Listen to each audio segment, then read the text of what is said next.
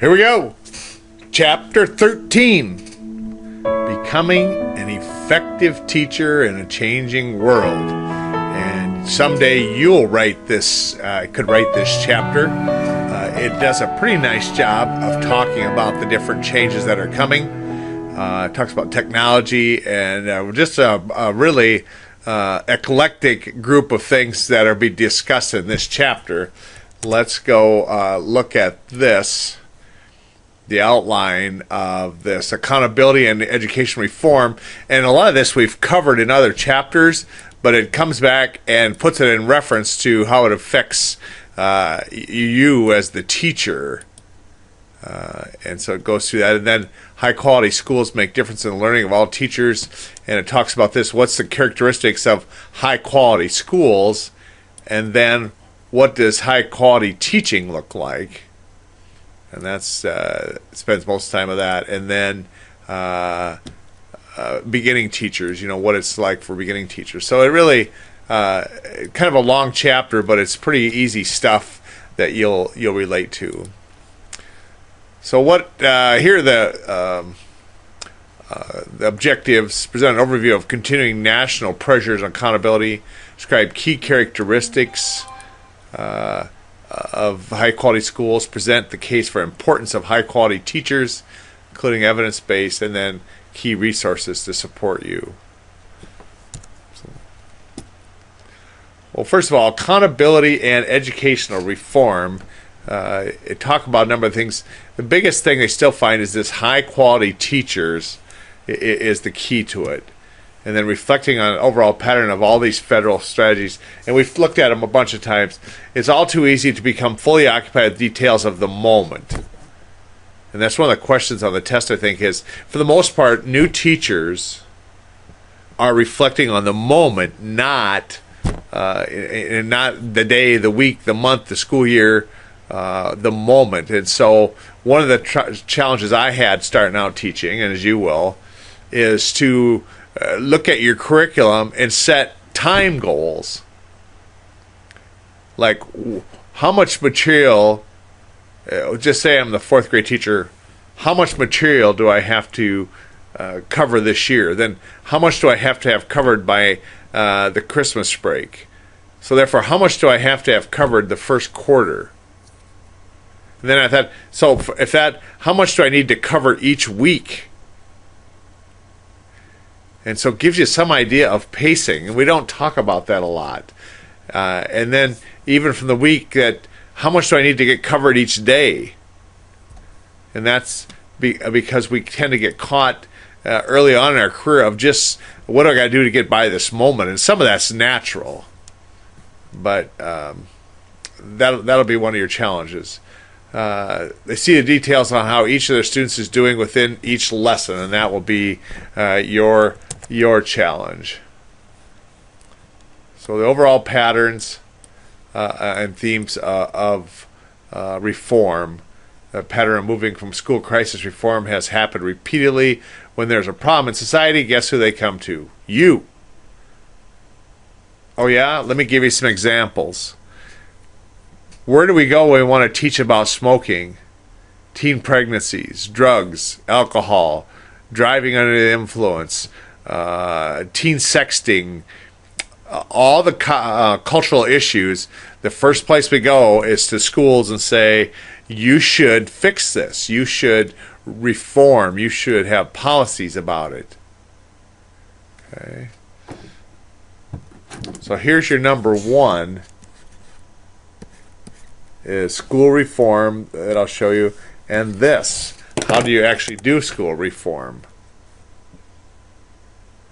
Okay. Recent trends in accountability is effective teaching today will likely not be the same as you do a decade from now. So that's the whole thing with accountability too, is it's a moving thing. So here's the national trends. First of all, school reform, I give you, and then continuing pressures on you. Everybody that comes along has a new policy, so you can do this. You can fix the parts, or fix the people, or fix the school, or fix the system. as we have here, that's the pressure from policymakers. Because again, if there's any kind of cultural change, we immediately assume the school is the one that should do it. So that's where that pressure comes from. And since the politicians hold the money, right? Don't the politicians hold the money? Who funds education? Well, roughly half, of course, is the feds. Roughly half is the state government, your state. The other half, roughly, is your local government, your local school board. And then the feds get in there with about 15%. So since these folks hold the purse strings, they get to make a lot of these rules. And that's why they run here every time there's social ills. And so you are going to tell me what school reform is, and then each of these parts from here. The 20th century is unfolding. New fixes come in the stage of standardized testing. That's the newest thing, accountability. And this was the federal government's overreach, saying this was a federal government mandate, because we want to be able to compare. Hence standardized, so that we can compare from school to school, to district, county to county, state to state, nation to nation is where that came from. 2015, based on result test score, 2015 reauthorization. It's clear the use of tests is here to stay. Teacher will be part of the many efforts for this. So here's trends in qualifications of teachers. Oh, this is each president. I think that was here. Oh, each new president has a new agenda for education. And here was some examples. Johnson's Elementary Secondary Ed Act. That was probably the first biggest overreach when there's no authority. This was a bigger one. No Child Left Behind, where teeth were put into it. If you didn't meet certain standards, things happen. And then the most recent president reauthorized it and relaxed it some, but still, in my opinion, this was the biggest overreach right here in the history of our country. Okay. Let me just look at this with you. I'm not going to make you clip any of this, but this is interesting. The trends with implications for schools, like first, a slow recovery of the Great Recession of '08 led to, well, when it went down, there was less money. So less school budgets, loss of extracurricular. And here in South Dakota, some states don't abide by this. Like California is completely upside down. But South Dakota, we have a balanced budget rule. And that is the state government can't spend, the legislature can't spend any money they don't have. So if they want to spend more, they have to tax more. So when they're elected, often their mandate is to be the bean counter. And so even though they would like to fund education differently, if they do, they have to raise taxes. And especially in a time of recession like in '08, it was hard to do. And so what happens, the class size kind of increase, less teachers, increased expectations for accountability. We had this with our flip grid, how we expect more accountability because of data. Increased criteria for teacher license, different models for school reforms, those. And then availability of research, required use of evidence-based programs. And we'll talk about that later. What's an evidence-based program? Increased student diversity, multiculturalism, English limited speakers, and then rapid technology developments. And this is also interesting too, historical trends and requirements to be a qualified teacher. It's very interesting. It starts way back here in the 20th century, but let's just look at the 50s. States require a college degree to teach elementary, and most college states still 2 years was sufficient. And that was when states first credentialed their teachers. Completing a college teacher education program becomes required in the 50s. Then in the 70s, to make teaching a profession, moving to have teacher education programs nationally accredited, like having master's degree becomes expected, an expectation. That didn't happen until the 70s. Then in-service teacher training provided use of new science, math, social studies. That was in the 70s. And from a certificate to having a license to teach. And then 80s and 90s, I'll let you look through this, but here's the No Child Left Behind. Here's the reauthorization. The feds, each of these are more power for the feds. And then here is each of the presidents had new ideas. And even anybody that runs for anything anymore talks about how we're going to improve education. And if 10% of what they intended happened, schools will look dramatically different, and certainly funding would be. And then finding from educational research and development, another pressure on changes in teaching schools. Like this is interesting. Beginning with President Johnson, Great Society initiative some years ago, education research, like education itself, came under the direction of the federal government. So that was his thing. Okay. So high quality schools make a difference. What are high quality schools? Well, first of all, many indicators now of what high quality indicators. One important outcome, accountability movement, and the pressure to reform schools is many indicators are now available that we use to judge the quality of school, and we'll use them to judge your school, and we can judge the school that you went to. And they're high quality schools are effective schools, are unique in a number of identifiable ways. So here are those characteristics of high quality schools. Been selected to know this. Changes are the good schools will have clinical experiences. Student teaching will be attending to each of these characteristics. Time comes for you to teach a position, you'll be ready. So effective schools. In 80s, research examined the characteristics of schools where students had high test scores. And isn't that what you do? If you want to know what makes an effective school, wouldn't you go and investigate schools where the kids do the best, they have the highest test scores?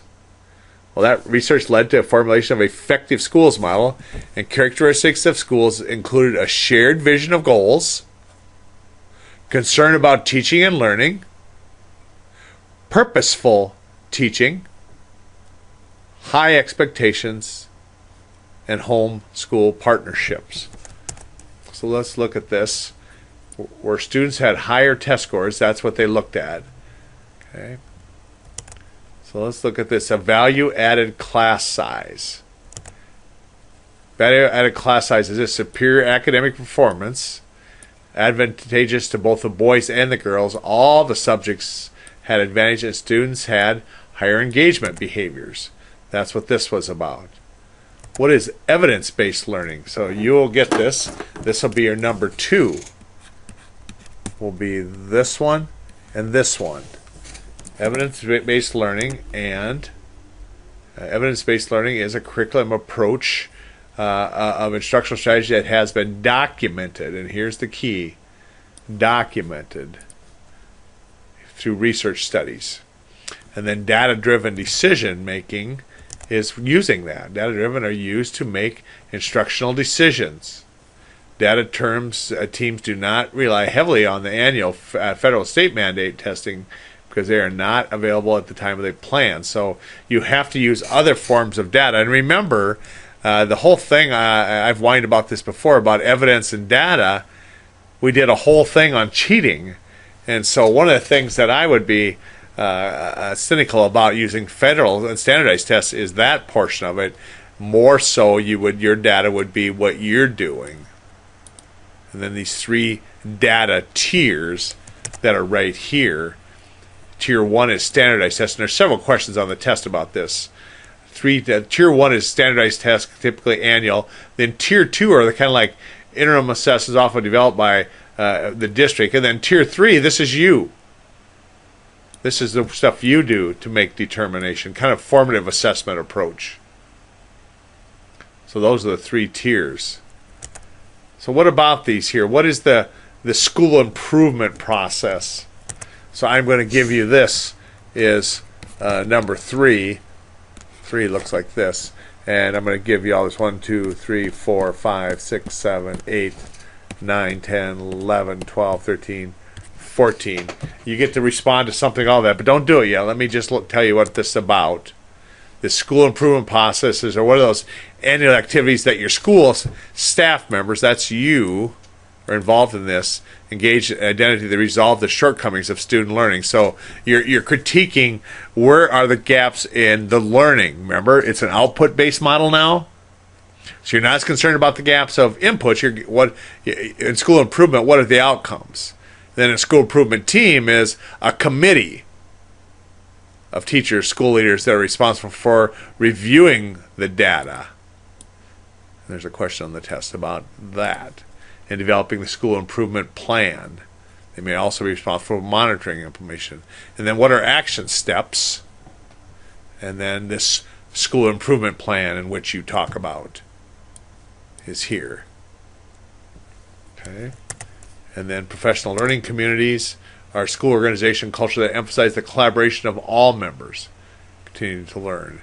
And so you'll have something about that. And collegial learning, and I think there was a question on the test about that, teachers learning from each other. And then parent involvement's another factor. Let me just look at that a little bit. It says here, unfortunately, some schools structure rules and activities in ways that limit parent involvement. And visit a classroom are restricted. Teacher conferences are times that most parents are at work. School office staff are unwelcoming. Wouldn't that be sad? Have you ever been to a school where the person that's running the office isn't very welcoming? I've had several of those in my life. In contrast to this, high-quality school staff members understand the importance of parent involvement. High-quality schools use many strategies to involve parents in addition to PTA and stuff. Strategies include distributing newsletters, frequently having class web pages, using voicemail. That's old technology now. Voicemail is very, very old technology. I helped implement that when I was on the site committee at the middle school I taught at, is we implemented a homework hotline that each day you were to go on to this hotline and report what your homework was for that day in your class. And then a parent could call into that at any given time and get fresh assignments from that day. And of course now there's so much technology that but at the time it was the coolest thing ever for families. Okay. Holding early morning activities such as donuts and dads and muffins, all kinds of things to get parents involved. And I think it's important, equally as critical in our low-income schools, and we tend to do less of it there. Some of the schools we've been involved with, some of us parents hovered. We went every time the doors were open. There was something for parents to do. Okay. And then effective principals. This is very interesting also. Visionary and supportive leaders. What kind of managing style do they have? This is very interesting. Please take time to read this. I wish they would do more on this, on school leadership. And some of you, and I tell you this every year, the math of teaching as many of you as I do, a percentage of you will be principals. You'll eventually be our school leaders. And so look around, look at yourself. Maybe that's you, that you'll teach a number of years and become a very established teacher, and then maybe go on to be a school leader. So what about these effective principles of which you speak? A key responsibility of a school principal is an effective facilitator and support for teachers. When I studied to be a principal, when I was in grad school, one of the things that the professor said every day, your number one job as the principal in a building is to be the instructional leader. To be the instructional leader. To make sure you have the most effective instruction you can in your school, in your building. And that's what we always talked about there, is in our buildings, because so many of us were in buildings. We weren't in the school. Our smaller communities have the school, but in a place like Sioux Falls, you're in your building. There's about, 50 school buildings in Sioux Falls, so you govern, you lead your building. So So what are these different types of leadership? They would ask you very different questions based on this. So this is what I'm going to say to you is, tell me what a visionary supportive leader is, and something about leadership style, how they're different, but also this. Two things I want you to do. Here's the initiator, the manager, and the responder. And then down here it says what kind of questions they'll ask you. They'll be different. I would like you to bring these together. First of all, a little quip of what kind of a leader is the initiator, what here, and then what kind of questions they'll ask. You line both of those up here. So you'll have two. I'm going to go like this for each one of these. Depending on what kind of leadership. And then you should be able to estimate and tell from the questions that are asked in an interview how what kind of a leader this is. Okay, for example, initiator style principal interview question: what evidence do you have that you can make a difference in student learning? Versus a manager style would say, how would you organize your classroom? Or a responder would say, we have a wonderful school. I want everyone here working together. Okay, so that's what you'll do there. And then here again is that leadership style. And this really matches up more here. And then I'm going to try and clip this.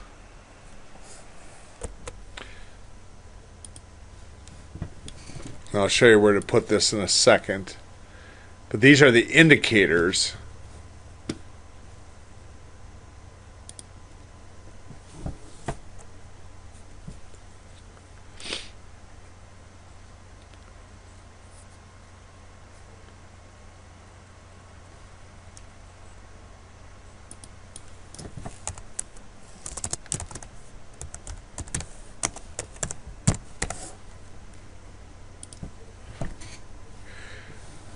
We talk about these indicators of effective schools, high quality schools. There's a data-driven decision making, visionary leadership, professional learning communities, parent community involvement, continuous refinement and testing of new approaches. So this is very good, and I want you to have this, and let me show you where I want you to put that in the notes so that you have it. I'm going to put this back where it belongs, and let's do it right here. And I'm going to make this number 4 right here. And please take a look at this because there's questions on the test about these indicators also right here.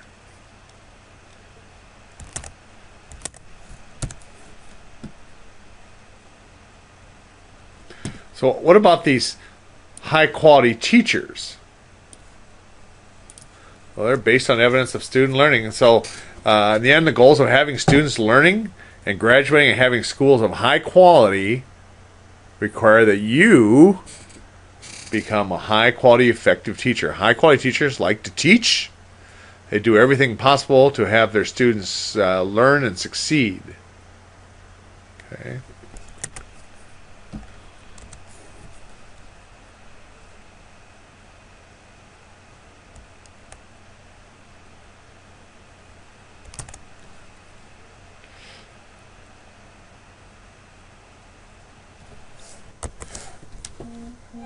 This is also saying, as illustrated in Table 32, the licensing of teachers is now linked to evidence of making differences in student learning.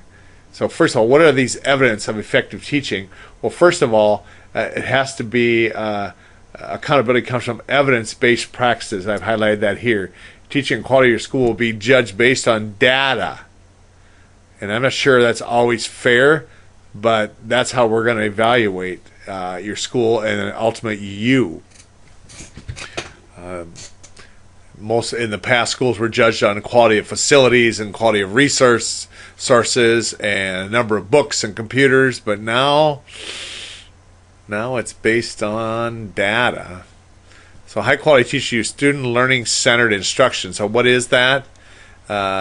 Teaching entails a number of important steps, useful general knowledge of this. So here's Emerson Elliott's 6 steps to student-centered or student learning centered teaching. And I think what I'm going to do is I'm going to clip this and just have you put this in.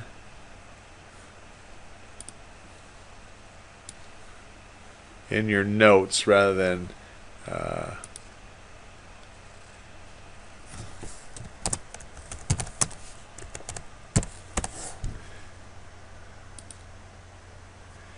okay. And table 13.5 judges prior learning, plans instruction, then teaches, then assesses, then analyzes the assessment of the teaching, and then reflects and does it all over again. And so that's, let me show you where I want you to put that, right here. And we're going to call this number 5, I believe. That 13.5, table 13.5 goes right there. And then high quality teachers are reflective and have a stated educational philosophy about teaching. That's why we spent time on that. And so this will be your number 6, where you'll make a statement about this right from here. All this reflection is based on a personal framework or philosophy of education, and it's just emerging for you. But that's why we looked over that. That's why in educational psychology you look at this, because it's found that high quality teachers have a stated philosophy, and it's okay if it changes. As you study the foundation of education comes to you to close, you should take a time to update your philosophy. And here's some things as you engage in reflecting and refining your personal philosophy of education statement. Consider these things. Okay.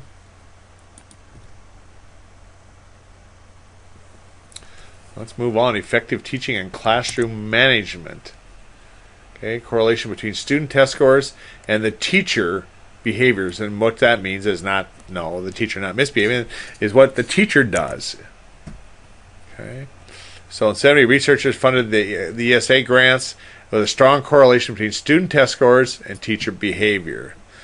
Some students always scored higher, whereas others didn't.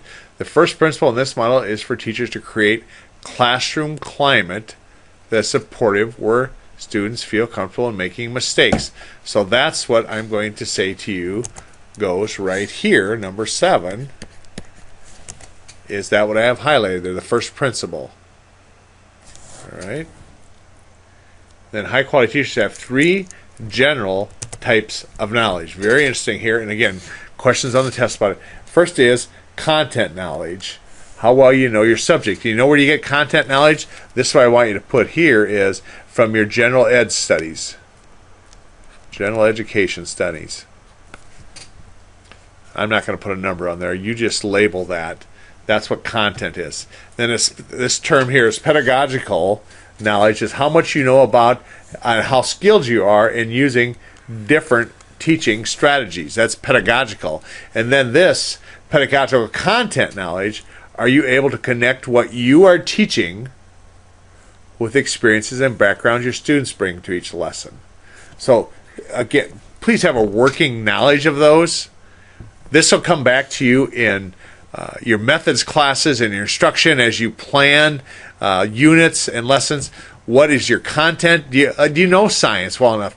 Do you know math? Do you know writing? Do you know how to teach reading? Those are contents. And then pedagogical is what do you know about those strategies? And then bringing that all together. And then this will be, these two here down here will be number 8. Ethics is an important component of this philosophy, and high quality teachers communicate effectively with parents, and that's right here. Okay. Here's ethics, high quality teachers, effective parents. I'm also going to clip this because this is kind of interesting also for you to have in your notes.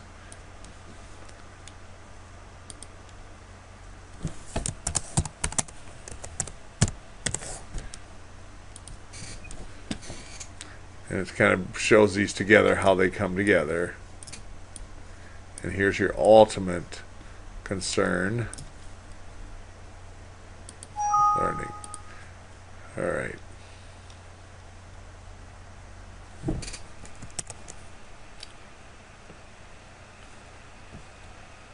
High quality teachers, let me see, high quality teachers constantly change and improve given all the pressures, expectations, needs, and many innovations that teachers are expected to implement means that change will be a regular part of your career as it has been for mine. Okay. So teachers have many different kinds of concerns about change. This is very interesting. Constantly change and improve. Teachers have concern about change. Researchers have identified different categories of teacher concern. Follow me with this. Different concerns is concerned about beginning of the change process, and then at the beginning of the change, or I should say this one is before, this at the beginning, and this is as you implement this, and then when the new way is mastered. And that looks like this. What is the impact, the task, the self, and the unconcerned? And the text, they do a pretty nice job of laying that out here. What are your concerns here? So first here's the impact, the task, and the concern. And it goes like this. Before you begin the change process, you're unconcerned. And then concerns at the beginning of the process, you're self-concerned. And then concerns and implementation of the change gets underway, you're concerned about the task. And then when you use this new way as mastered, you are concerned about the impact. And then this reflecting on your concerns here. But there's questions on the test about these things too, about this together with this. Is how do you manage these different levels of concern? Right?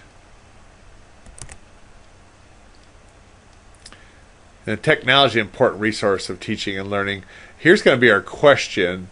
Should technology be used in every classroom? And I'm going to extend that a little bit.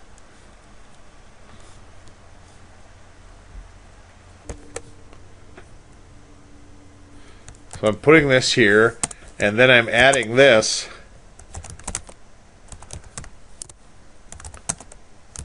You're most likely to use.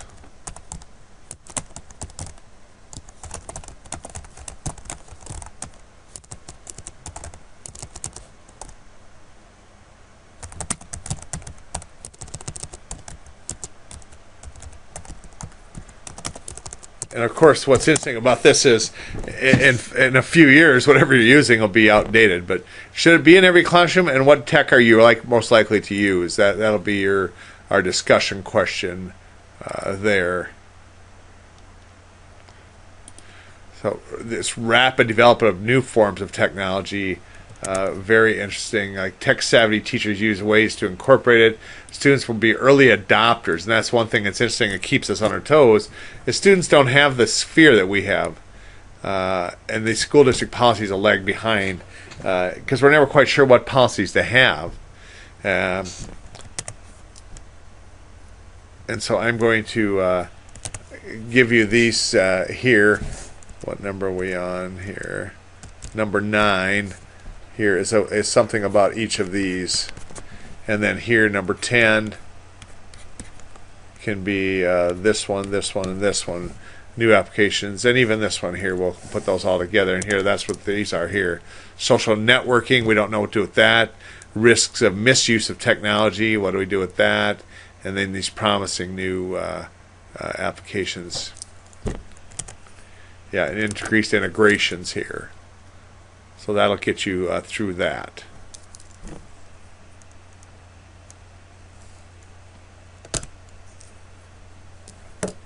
All right, so this part, resources of supports for beginning teachers.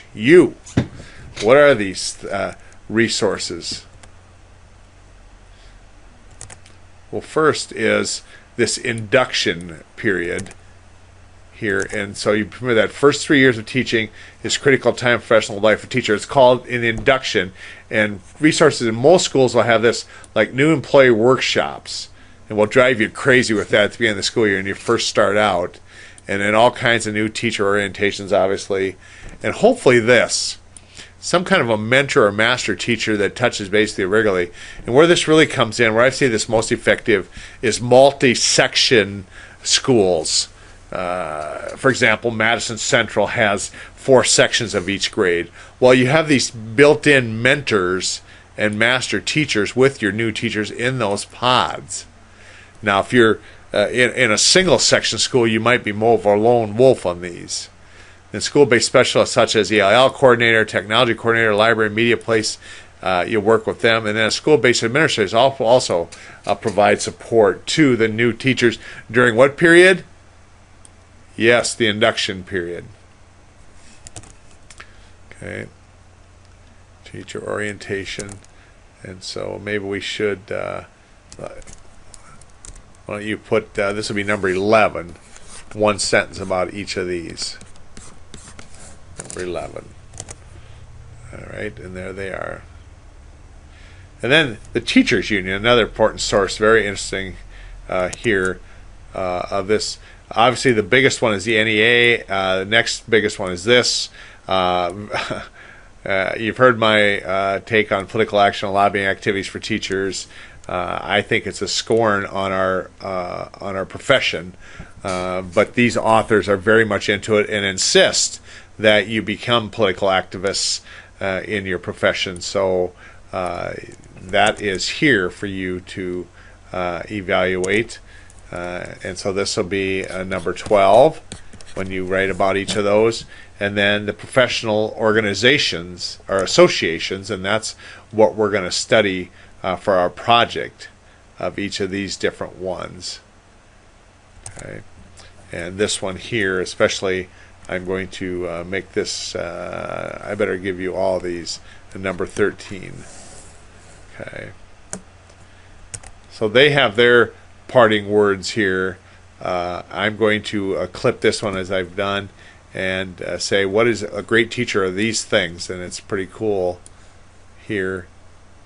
And I'm going to clip that like this, and let's give you.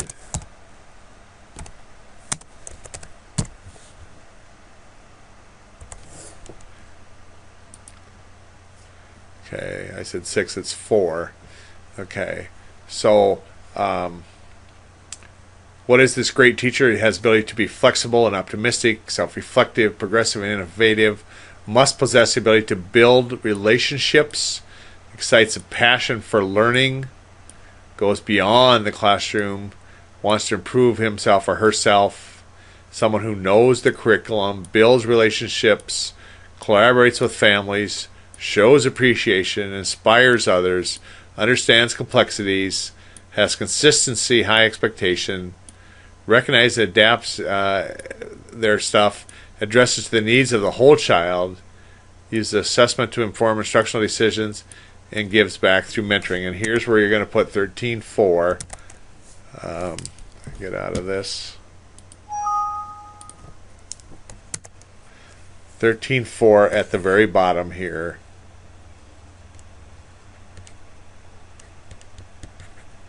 So I expect to see that at the bottom of this.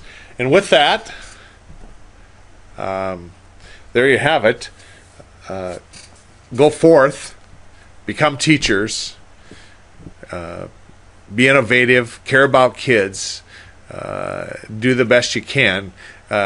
Chances are you're not going to teach my kids, but you're going to teach somebody's kids. And therefore, it'll be important. And I've never seen parents in my life, of all my years, that didn't think it was important to have good teachers. And I felt like my time in the profession of teacher education, we've had a lot of good people come through and become teachers. And I expect all of you will be the same. That you'll go on to do great things. And some of you will not only teach, but you become administrators and you'll coach. And some of you become superintendents. And some of you will become other specialists in schools like counselors and behavior people and special ed people. And all of you will come together and create wonderful schools for our kids. Best to you.